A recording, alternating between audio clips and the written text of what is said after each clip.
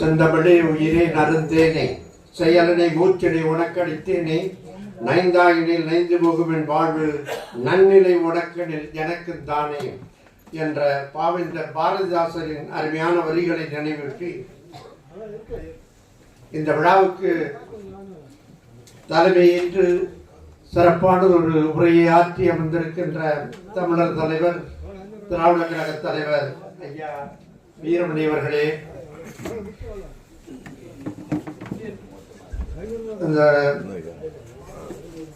அவங்க முதல்ல நான் கேட்கும் போதே இந்த தலைப்பை ஐயா அந்த நூலை அவங்க கொடுக்கும் போது இந்த தலைப்பை பார்க்கும் போது இவர் ஒப்புக்கொள்வாரா என்ற ஐயத்துடன் தான் அவரை அணுகிறேன். அதே ஐயன் தான் பேராசிரியர் சுபவி அவர்களிடம் நூலை கொடுக்கும் போதும் எனக்கு இருந்தது. ஆனால் இருவருமே ஒப்புக்கொண்டார்கள். அதற்கான விளக்கத்தை இங்கே அவர்கள் சொன்னார்கள். அதற்காக நன்றி தெரிவித்துக் கொள்கின்றேன். இந்த தலைப்பை பற்றி கிட்டத்தட்ட பேராசிரியர் சுபா சின்னப்பன் அவர்கள் 1 மணி நேரம் நான் வாழ்த்து இருக்கின்றேன். அது இது சிங்கப்பூர் வரலாறு என்றுதான் தலைப்பை இப்ப நான் முடிவு செய்திருந்தேன். அவர் வைக்கக்கூடாது அப்படின்ட்டார். நீங்க வரலாற்று ஆசிரியரும் கிடையாது, வரலாற்று மாணவனும் கிடையாது, நீங்க வரலாற்று தொகுத்து நீங்க எழுதி இருக்கீங்க, இது ஒரு தொகுப்புறது, அதனால சிங்கப்பூர் வரலாறுன்னு வைக்கக்கூடாது அப்படின்ட்டார். அப்புறம் இந்த தலைப்பை மட்டும் நீண்ட வாதம் பண்ணலாம். அதனால இது புரியாது, அவங்க பேருக்கு வச்சா புரியாது அப்படின்னாரு. அது இன்னும் பரவாயில்ல, புரியும்.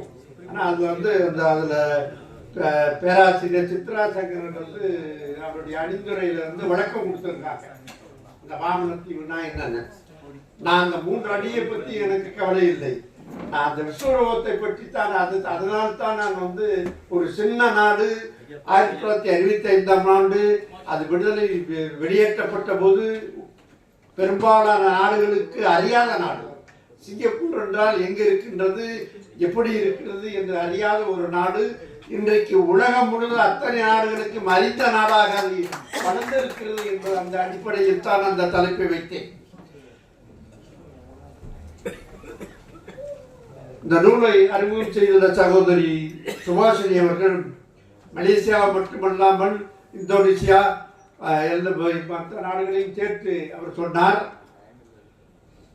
மத்திய கிழக்கிலே இஸ்ரேல் எப்படி இருக்கின்றதோ சுற்றிலுமாக முஸ்லிம் நாடுகள், நடுவிலே இஸ்ரேல், அதே போல சுற்றிலுமான முஸ்லிம் நாடுகள், நடுவிலே சிங்கப்பூர். இஸ்ரேலுக்கும் சிங்கப்பூருக்கும் அந்த ஒற்றுமை நிறைய இருக்கின்றது. அதனால் தான் சிங்கப்பூர் இஸ்ரேலிடம் அணுக்கமாக இருந்து அதனிடம் நிறைய கற்றுக்கொண்டது. அவர் ஆரம்ப கட்டத்தில் அவருடைய ராணுவ வீரர் அதிகாரிகள்லாம் இங்கே கற்றுக் கொடுத்தார்கள். ஆகவே அதை வைத்துத்தான் சிங்கப்பூர் இந்த அளவுக்கு வளர்ச்சி அடைத்திருக்கிறது. வாழ்த்துறை வழங்கிய திரு சிதம்பரபாதி அவர்களுக்கும் பிச்சைக்காடு அவர்களுக்கும் நன்றி தெரிவித்துக் கொள்கின்றேன். பிச்சைக்காடு 1990களின் தொடக்கத்திலே திருச்சி வானொலி நிலையத்திலிருந்து சிங்கப்பூர் வானொலிக்கு பணியாற்ற வந்த காலத்திலிருந்து அறிவோம். என நானும் அங்கே தொலைக்காட்சியில் தான் பணியாற்றி கொண்டிருந்தேன். அப்பொழுது விழுந்து அவரை நான் அணிவேன். அந்த பழக்கத்திலே கொஞ்சம் அதிகமாக உயர்நிகழ்ச்சியாக பாராட்டி விட்டார் என்று நினைக்கின்றேன். வரவேற்புரையாற்றிய திரு மீனாட்சி சுந்தரம் அவர்களுக்கும், நெறியாளராக நெறிப்படுத்திக் கொண்டிருக்கின்ற டாக்டர் சங்கிய கலியன், டாக்டர் ஜான்சராணி அவர்களுக்கும், இந்த நிகழ்ச்சி இந்த 2 அமைப்புகள் இணைந்து ஏற்பாடு செய்திருக்கின்றன, அவர்களுக்கும் எங்களுடைய முதலில் நான் நன்றியை தெரிவித்துக் கொள்கிறேன். இந்த நூலை சென்னை புத்தக காட்சியில் 2016ஆம் ஆண்டு முதலில் சிங்கப்பூர் படைப்புகளை கொண்டாந்து நாங்கள் அமைத்த போது அங்கே அதற்கு மூல காரணமாக இருந்தவர் அண்ணன் திரு கவிதா பதக்கத்தின் தலைவர். அவர்தான் எங்களுக்கு அப்பொழுது காந்தி கண்ணதாசன் தான் தலைவராக இருந்தார், பப்பாசி தலைவராக இருந்தார். அவர்களிடம் பேசினோம். அப்புறம் அண்ணன் மூலமாக எங்களுக்கு அந்த அரங்கு கிடைத்தது. முதல் முறையாக நாங்கள் வந்த பொழுது சிங்கப்பூருக்கு பெருமை அளிக்கும் வகையிலே சிறப்பு விருந்தினர் என்ற இலவசமாக அந்த அரங்கெல்லாம் கொடுத்தார்கள். ஆகவே அப்பொழுது வந்தவர்கள், நூல் வாங்க வந்தவர்கள் எல்லாம் சிங்கப்பூர் பற்றிய நூல் இருக்கின்றதா, லீக்வானியை பற்றி நூல் இருக்கின்றதா என்றுதான் கேட்டார்கள். ஆனால் அப்படி அந்த நூல்கள் அப்போது எங்களிடம் இல்லை. நான் சிங்கப்பூர் திரும்பி போன பிறகு நான் தேடி பார்த்தேன், அப்படி நூல் இருக்கிறதா. லீ குவான் யூவை பற்றி 1-2 நூல் வந்திருக்கிறதே ஒழிய சிங்கப்பூர் பற்றி முழுமையான வரலாறு தமிழில் கிடையாது என்ற ஒரு நூல் இல்லை என்று தெரிந்தவுடன் சரி அதை நாம் ஏன் எழுதக்கூடாது என்று எழுத ஆரம்பித்து தரவுகளை திரட்ட ஆரம்பித்தேன். கிட்டத்தட்ட 8 ஆண்டுகள் எனக்கு ஆயிற்று அந்த தரவுகள் எல்லாம் திரட்டி அதை எழுதி முடிக்க ஓராண்டாயிற்று. எழுதி முடிக்க ஒரு 8 மாதங்கள் ஆயிற்று. போன ஆண்டு செப்டம்பர் 14ஆம் தேதி சிங்கப்பூரில் மிக சிறப்பாக வெளியிடப்பட்டது.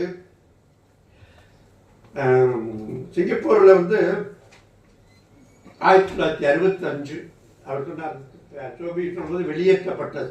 இப்பொழுது ஒரு புதிய தகவல் அல்பட்ராஸ் ஃபைல் என்ற ஒரு தகவலை அப்பொழுது நிதியமைச்சராக இருந்த கோகுங்சி என்பவர் திரட்டி வைத்திருந்த தனி, அதாவது அமைச்சரவை குறிப்புகள், கணித போக்குவரத்துகள், இது எல்லாத்தையும் குறிப்புகளாக பெரிய கோப்பு ஒன்று அவர் வைத்திருந்திருக்கிறார்.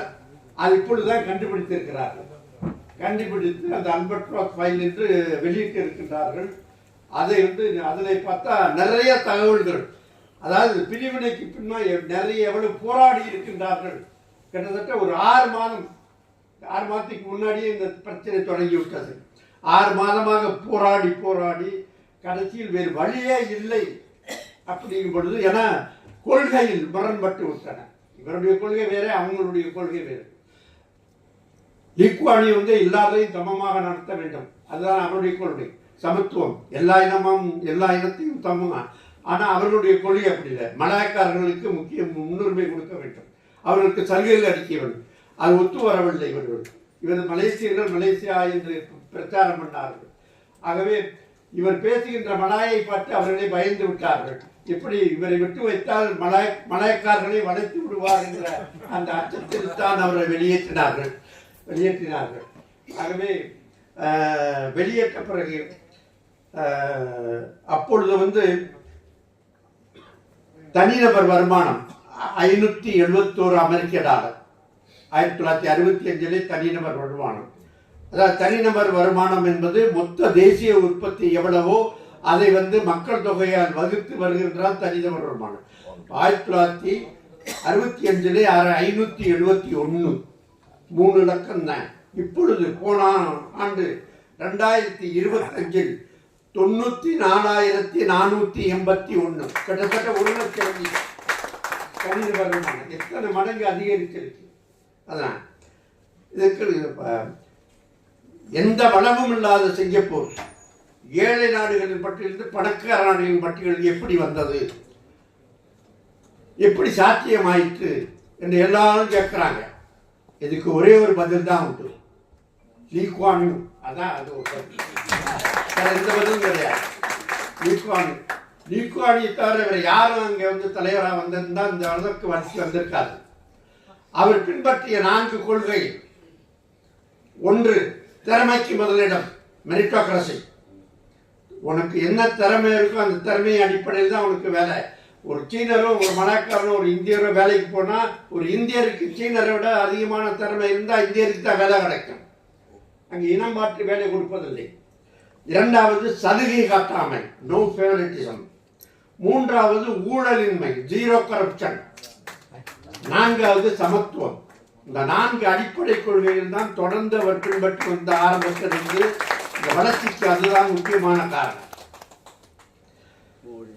இந்த கொள்கைகளை பின்பற்றினதான் 75 விழுக்காடு சீனர்கள் இருந்த நாட்டிலே ஐயா குறிப்பிட்டது போல 5 விழுக்காடு உள்ள தமிழர்களுக்கு அவர்களுடைய மொழிக்கு ஆட்சி மொழி என்ற தகுதி கிடைத்தது. சரி, லீ குவான் யூ எப்படிப்பட்டவர் என்று நீங்கள் தெரிந்து கொள்ள வேண்டும் என்பதற்காக சில சம்பவங்களை உங்களுக்கு நான் சொல்லி எடுத்துக்காட்ட விரும்புகின்றேன். 1959ஆம் ஆண்டு முதல் வெற்றி பெற்று அமைச்சரவை பதவியேற்கிறது. எல்லா அமைச்சர்களும் வெள்ளை உடையில் வர வேண்டும் என்று கட்டளையிட்டார். அவள் ஏன் வெள்ளை உடைன்னு கேட்டாங்க. நமது அரசாங்கம் தூய்மையாக ஊழல் இல்லாமல் இருக்கும் என்ற அடையாளத்துக்கு எல்லாரும் வெள்ளை உடையில் வாருங்கள் என்று சொன்னார். அது மட்டுமல்ல, உங்கள் குடும்பத்தில் யாரும் இந்த பதவியேற்பு விழாவுக்கு வரக்கூடாது, உங்கள் மனைவி உட்பட. அது மட்டும் இல்ல, அவர் சொந்த மனைவியே வரக்கூடாது என்று அறிவித்தார். அதனால அவர் மனைவிக்கு ரொம்ப நாள் வருத்தமா அது எழுதியிருக்கிறார். ஆகவே இந்த மாதிரி ஒரு சில கட்டுப்பாடுகளை பின்பற்றி 65 தனியானவர் ஒரு முறை வந்து சிங்கப்பூர் விமான நிலையத்தில் ஹாங்காங் போயிட்டு திரும்பி வந்திருக்கிறார்.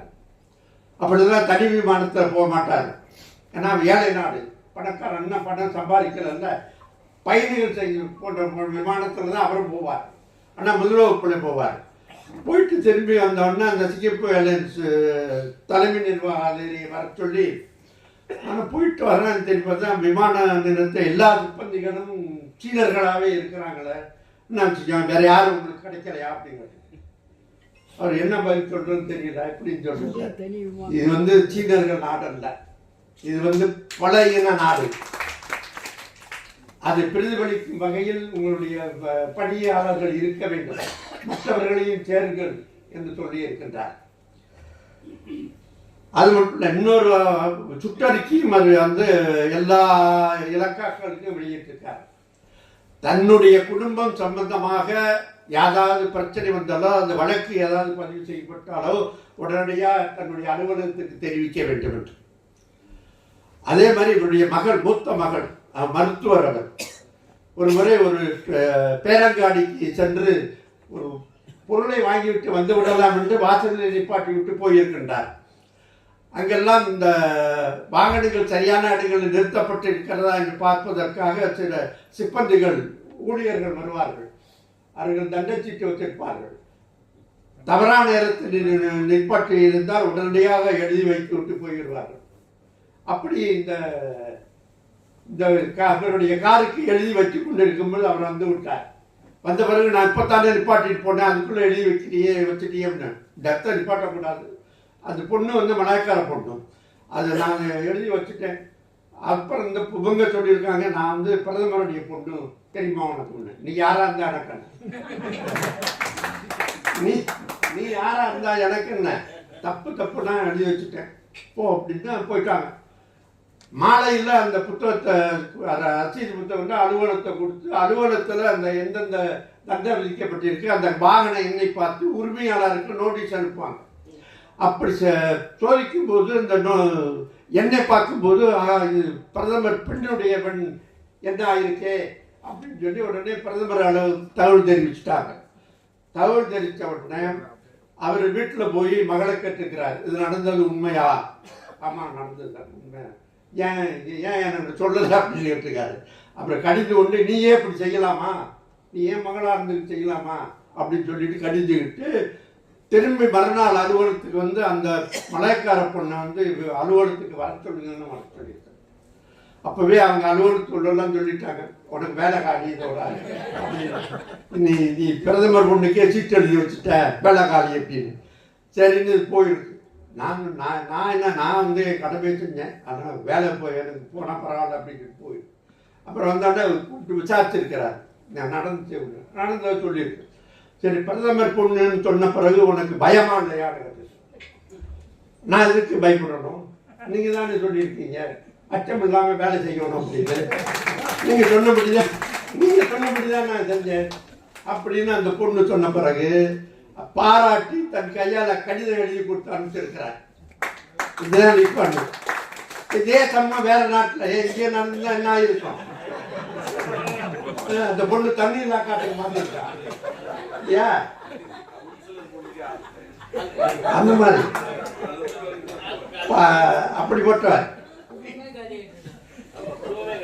அது மட்டும் இல்ல, தமிழ் வந்து அதிகார மொழியாக இருக்கு அப்படிங்கும் போது அவருக்கு தமிழை மாற்றணும் அப்படின்னு அழுத்தம் கொடுக்கப்பட்டது. சில தூதுக்குழுக்கள்லாம் இங்கேருந்து அங்கே வரும்போது கொடுக்கப்பட்டது. அப்போ அவர் ஒரு தடவை அவர் லீக்வானி இருக்கும்போதே கேட்கும்போது, உங்கள் நாட்டில் ஏன் இந்தியை வச்சிருக்கீங்க அப்படின்னு. அதிகமான மக்கள் அங்கே பேசுகிறாங்க, அதனால தான் வச்சுருக்கோம்.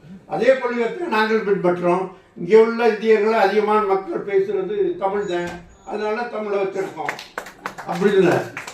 அது மட்டும் இல்லை, ஆரம்ப காலத்தில் இங்கே வந்து சிங்கப்பூர் கட்டமைப்பதற்கு உழைத்தவர்கள் தமிழர்கள். அந்த நன்றி கடனுக்காகத்தான் அவருடைய மொழியை நாங்கள் வந்திருக்கிறோம். எந்த காலத்தையும் அதை மாற்ற மாட்டோம் அப்படின்னு சொல்லியிருக்கிறார்.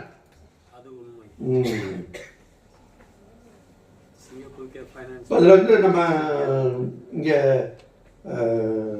தலைமை செயலாளராக இருந்தார் அல்லவா ஐஏஎஸ் அதிகாரி இளையம், அவர் ஒரு இதை பற்றி சிங்கப்பூரை பற்றி என்ன எழுதியிருக்கிறார்னா, விடுதலை பெறுகிற போது தாக்கு பிடிப்போமா என்று வெளியெல்லாம் கண்ணீரோடு அந்த இரவை கழித்தவர்கள் சிங்கப்பூர் வாசிகள். இன்று ஆசிய நாடுகளில் அதிக பேர் சுற்றுலா செல்லும் இடமாக அது இருக்கிறது. ஆண்டுக்கு ஆண்டு அங்கு பயணிகள் வரத்து அதிகரிக்கிறது. இப்போது தவறாமல் அதை எல்லா ஆண்டும் தலை சிறந்த விமான நிலையமாக பயணிகள் தேர்வு செய்கிறார்கள். சிங்கப்பூர் தெருக்களில் ஒரு காகித சொல்லை கூட காண முடியாது. அங்கும் நெகிழ்த்தாக உண்டு, ஆனால் குப்பைகள் கண்ணில் படுவதில்லை. பயணிகளுக்கு பரிவோடு உதவும் அதிகாரிகளும் உள்ளூர்வாசிகளும் நம் இதயத்தில் எழுதுல கைரேகை பதிக்கிறார்கள். சின்ன ஊரை எப்படி சிலிர்ப்புக்குண்டாக்க இடமாக மாற்றுவது என்பதை அங்கிருக்கும் அத்தனை பேரும் வகுப்பெடுக்கிறார்கள். அங்கே சுற்றுலா நாடு என்ற வாசகம் இல்லை, நாட்டின் பெயரே வாசகமாக வாசிக்கப்படுகிறது. எப்போதும் சுத்தமாக இருக்கும் இடத்தில் யாரும் குப்பை போட விரும்புவதில்லை என்பதே சிங்கப்பூர் சொல்லும் அரிய பாடம் என்று திரு இறையன்பு எழுதியிருக்கின்றார். இந்த மாதிரி தமிழ்நாட்டில் எத்தனையோ சுற்றுலா இடங்கள் இருக்கு. அந்த இடங்களெல்லாம் சுற்றுலா கவர்ச்சி இடங்களாக மாற்றி வெளிநாட்டிலே போய் விளம்பரம் பண்ணி வருவாய் ஈட்டுவதற்கு எத்தனையோ வழிகள் உண்டு. அதையெல்லாம் தமிழ்நாடு அரசாங்கம் கவனித்து செய்ய வேண்டும் என்று இந்த நேரத்திலே கேட்டுக்கொள்ள விரும்புகின்றேன். அப்பொழுது இன்னொரு சம்பவத்தை நான் குறிப்பிட விரும்புகிறேன். சிங்கப்பூருடைய எங்களுடைய நண்பர் ஒருவர் இருக்கிறார். அவர் பெயர் முத்தழகு மையப்பன்.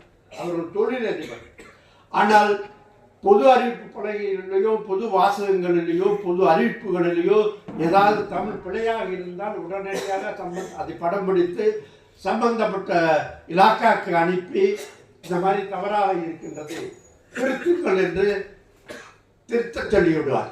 அவர்கள் வந்தவுடனே அப்புறம் கூப்பிட்டு போது சரியா பிழையா இருந்தால் அவர் திருத்தி விடுவார்கள். சரி, 1-2 பலகைகளை இந்த மாதிரி மாற்றலாம். ஆனால் ஒட்டுமொத்த ஒரு விமான முனையத்தின் பலகையிலே நூற்றுக்கணக்கான பலகைகளை மாற்ற வைத்தார். 4வது முனையம் அங்கு கட்டு முடிக்க போட்ட போது அந்த கட்டுமான குத்தகையை எடுத்த அந்த நிறுவனம் அந்த பலகையிலே பல நூற்றுக்கான பலகைகள் இருக்கலாம், எந்த இடம் எங்கே இருக்கிறது, எப்படி செல்ல வேண்டும் என்றெல்லாம் அதில் ஆங்கிலம், தமிழ், ஆங்கிலம், மலாய், சீனம் 3 இருக்குது. வேறு சில பலகையில் மற்ற மொழிகள் ஜப்பானியம், கொரியன், அந்த மொழிகள்லாம் இருக்கு. ஆனால் தமிழ் இல்லை. இவரெல்லாம் படம் பிடிச்சி சாங்கி விமான ஆணையத்துக்கு எழுதி அப்புறம் அவர்கள் கூப்பிட்டு விசாரித்து பார்த்து சரிதான் அப்படின்னு சொல்லிட்டு மறுபடியும் எல்லா பலகையும் மாற்றினார்கள். நூற்றுக்கணக்கான பலகைகள் அவர் மாற்ற வைத்தார். ஏனென்றால் இந்த மாற்றம் தவறு இருந்தால் ஒப்புக்கொள்ளும் மனப்போக்கு சிங்கப்பூர் அதிகாரிகளுக்கு உண்டு. இது ஏன் இங்கே சுட்டிக்காட்ட விரும்புகிறேன் என்றால், கடந்த வாரம் இங்கே அயலக தமிழர் நாள் நடந்தது. அதிலே நான் கலந்து கொண்டேன், பதிவு செய்தேன். எனக்கு அடையாள அட்டை அனுப்பியிருந்தார்கள், அந்த நுழைவுச்சீட்டு அனுப்பி. அதில் என் பெயர் தவறாக இருந்தது. டாவும் தனியாகவும் கொம்பு தனியாகவும் இருந்தது. இந்த மாதிரி தவறாக இருக்கிறது, திருத்தி அனுப்புங்கள் என்று நான் கேட்டதற்கு அது ஒன்றும் பரவாயில்ல, அது கியூஆர் கோடை ஒன்றும் பாதிக்காது இருந்தது. இங்கே கியூஆர் கோடை பாதிப்பை பற்றி யார் கவலைப்பட்டா? என்னுடைய பெயர் தவறாக இருக்கிறது, திருத்தி அனுப்புங்கள் என்றால் திருத்துவதற்கு அவருக்கு மனமில்லை. பாருங்கள், இது சின்ன சின்ன விஷயமா இருக்கலாம். சிறு துளிதான் பெருவெள்ளம். இது போன்ற சின்ன விஷயங்கள் கவனித்ததால் தான் சிங்கப்பூர் இன்றைக்கு வளர்ச்சி அடைந்த நாடாக மாறி இருக்கின்றது.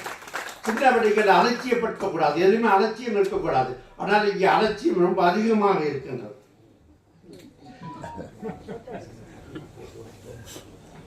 சரி, இப்போது நம்ம ஐயா பற்றி ஐயா பல தடவை சிங்கப்பூருக்கு வந்திருக்கிறார். நான் அவர் கூட்டத்துக்கு போனதில்லை. இப்போ கொஞ்சம் விலகியே இருந்தேன். ஏன்னா அவர் சொன்ன பொருள், நான் செட்டிநாட்டில் பிறந்தவன், அங்கே கொஞ்சம் வளர்ந்தவன் இல்லையா. அந்த பகுதியில் அப்பெல்லாம் நம்ம தொம்பியுடைய தந்தையார் கண்ணதாசன் போன்றவர்கள்லாம் அப்போ திராவிட திமுகவோட இணைஞ்சிருந்தாங்க. ரொம்ப பேர் திமுக திகான பிடிக்கும். பிடிக்காது. அதனால அந்த மாதிரி ஒரு கருத்தை எனக்கு திணிக்க வச்சுட்டாங்க.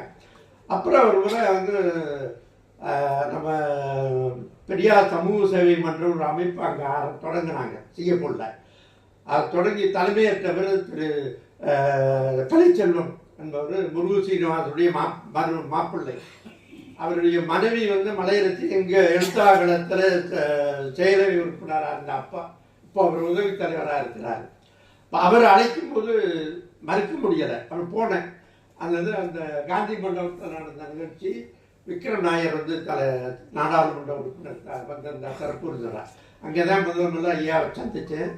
அதன் பிறகு இங்கே வந்து இந்த பலாப்பழத்துக்கு வந்து சொல்லுவாங்கல்ல, வெளியிலே கரண்டு போட்டால் இருக்கும், உள்ளே வந்து இனிப்பாக இருக்கணும். ஆனால் எங்கள் ஊரில் ஒரு பழம் இருக்குது, டுரியான்னு ஒரு பழம். கிட்டவே நீங்கள் போக முடியாது. முதல்ல போனீங்கன்னா கிட்டவே போக முடியாது. அவ்வளவு ஒரு நாற்றம் அடிங்க. ஆனால் ஒரு முறை சாப்பிட்டீங்க, வாழ்நாள நீங்கள் அதை சாப்பிடாம இருக்கவே மாட்டீங்க. அப்படிப்பட்ட பழம் அந்த டுரியான் பழம். வெளியில பூரா முள்ளா இருக்கும். அது போட்டு துரியானை போன்றவர் வெளியில பார்ப்பதற்கு கருதாமுடா என்றாருடைய பழகுவதற்கு இனிமையானவர், அன்பானவர் என்று. அப்புறம் அதுலேருந்து அதை பற்றி கொண்டேன். அதன் பிறகு திரு பெருங்கவிக்கு வாமுசை இருந்தார் அல்லவா, மிகப்பெரிய கவிஞர். அவர் மறைந்து விட்டார், பெரிய இழப்பு அது நமக்கு. அவருடைய சேது காப்பியத்தை அங்கே வெளியிட வேண்டும் என்று சொன்னார். அப்பொழுது நான் ஒரு நிபந்தனை வைத்தேன். ஐயா இப்போ சிங்கப்பூர் வர்றாங்களோ அப்பதான் வெளியிடுவேன், அவங்க தலைமையில தான் வெளியிடுவேன் என்று சொன்னேன். அப்ப அதை ஒத்துக்கிட்டார். அப்புறம் அவர் 2015ஆம் ஆண்டு அவர் வரும்போது அவருக்கு சொல்லி அவரும் வந்து சிறப்பாக வெளியிட்டு அவருடைய தெரிஞ்சு அங்கே 6 காண்டங்களை வெளியிட்டு மிக சிறப்பாக பேசினார்கள், நடத்தி கொடுத்தார்கள். ஆகவே அதிலிருந்து எனக்கு அவர்கள் மீது மிகுந்த மரியாதையும் அன்பும் இருக்கிறது. இந்த படத்தை கூட இங்கே வாமன டிவி இங்கே வெளியிட வேண்டும் என்று முடிவு செய்யும் போது அவர்கள் நினைவு தான் எனக்கு வந்தது. அவர்கள் தலைமையில் தான் வெளியிட வேண்டும். தலைமை பற்றி என்ன பண்ணால் சொல்லட்டும், அதை பற்றி கவலை இல்லை. ஆனால் அவர்கள் தலைமையில் தான் தெரிய வேண்டும், சொல்லி அவர்கள் பேச வேண்டும் என்று சொல்லி அவர் சொன்னபோது 2009ஆம் ஆண்டு கண்ணதாசன் விழாவில் பேச அழைத்தோம். அப்போதே கேட்டார், கண்ணதாசனை பற்றி பேசுறதுக்கு என்னையும் என்னை அவர் பிடிக்காது அப்படின்றார். நீங்க வந்து படிச்சு பாருங்க, பிடிக்கும். அப்புறம் வந்து அருமையான ஒரு சொற்பொழிவாத்தினார். இன்னைக்கு கூட அந்த சமூக ஊடகங்களிலே வளர்ந்து கொண்டிருக்கிறார் அவருடைய உரை. அதே போல சகோதரி 2019ஆம் ஆண்டு எங்களுடைய புத்தம் விழாவுக்கு வந்து ஒரு அருமையான வரலாறு பற்றிய ஒரு அருமையான உரையாற்றினார். அதிலிருந்து எனக்கு மிக நன்கு தெரியும், அடிக்கடி தொடர்பு கொண்டோம். இந்த நூலுக்கு அறிமுக உரை ஆற்ற வேண்டும் என்று சொல்லும்போது அவர் ஒப்புக்கொண்டார்கள். ஆகவே அவர்களுக்கும் என்னுடைய நன்றி. இங்கே முதல் நூலை பெற்றுக் கொள்வதற்காக அண்ணன் பப்பாச்சி எனும் தென்னிந்திய புத்தக வெளியீட்டாளர் மற்றும் விற்பனையாளர் சங்கத்தின் மேனாள் தலைவரும் கவிதா பதக்கத்தின் உரிமையான திரு சேதுஸ்குணம் அவர்கள் வந்திருக்கின்றார்கள். அவர்களுக்கும் நன்றி சொன்ன கடமை கொண்டுள்ளேன். இங்கே நிறைய பேர் நான் என்னுடைய அழைப்பு ஏற்று வந்திருக்கின்றீர்கள். நீதியரசர் புகழேந்தி, திரு லேனாத்மல்வாணன், திரு கவிஞர் ஏர்வாடியார், புலவர் உதய் வீரையன், அப்புறம் பேராசிரியர் உலகநாயகி பழனி, அப்புறம் என் கல்லூரி வகுப்பு மாணவர்கள் திரு லோகநாதன், தனசேகரன். 1962 71 வரைக்கும் சென்ட் ஜோசப் கல்லூரியில் படித்தோம். அது எங்கள் ஒரே வகுப்பு மாணவர்கள். அதே போல என்னுடைய உறவினர்கள் சித்தார்த்தன், ராகுல் காந்தி போன்றவர்கள் எல்லாம் வந்திருக்கிறார்கள். என்னுடைய மைத்திரர் குணசேகரன் வந்திருக்கிறார், ராமுவாசன் வந்திருக்கிறார். எல்லோருக்கும் நன்றி தெரிவிக்கின்றேன். என ஒருவரை சொல்லிக்கொண்டே போனால் நேரம் ஆகிவிடும். ஆகவே அனைவருக்கும் எனது நன்றியை தெரிவித்துக் கொண்டு இந்த நிகழ்ச்சியை சிறப்பாக ஏற்பாடு செய்த பன்னாட்டு தமிழ் கல்வி ஆராய்ச்சி நிறுவனத்திற்கும் அதன் தலைவர் முனைவர் சங்கக்கலியன், செயலாளர் முனைவர் ஜான்சி ராணி ஆகியோருக்கும், புதுமை இலக்கிய தன்றல் அமைப்பிற்கும் அதன் தலைவர் திரு செல்வி மீனாட்சி சுந்தரம், செயலாளர் திரு கலையரசன் ஆகியோருக்கும் நன்றி மன்னர்களை காணிக்க ஆக்கின்றேன். இந்த அரங்கை அளித்த உதவிய அந்த ஏற்பாட்டாளர்களுக்கும் என்னுடைய நன்றியை தெரிவித்துக் கொண்டு என்னுடைய சிங்கப்பூரின் 60 ஆண்டுகள் நிறைவு பெற்றதை ஒட்டி இந்த நூலிலே 60 அத்தியாயங்கள் இருக்கின்றன. ஆகவே அனைவரும் இந்த நூலை வாங்கி பயன்பெறுங்கள் என்று சொல்லி நன்றி கூறி வழிபடுகின்றேன். நன்றி.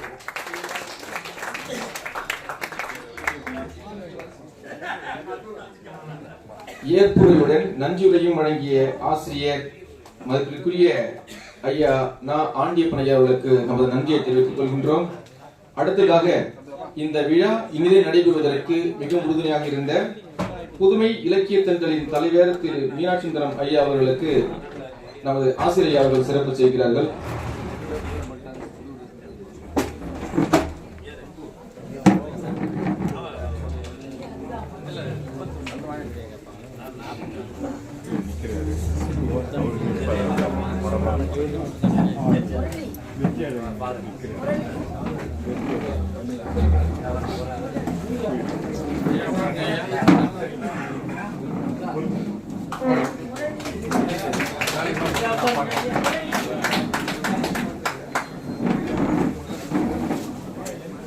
அடுத்ததாக பன்னாட்டு தமிழ் கல்வி ஆராய்ச்சி நிறுவனத்தின் செயலாளர் பேராசிரியர் முனைவர் ப. ஜான்சன் அவர்களுக்கு ஐயா சிறப்பு செய்கிறார்கள்.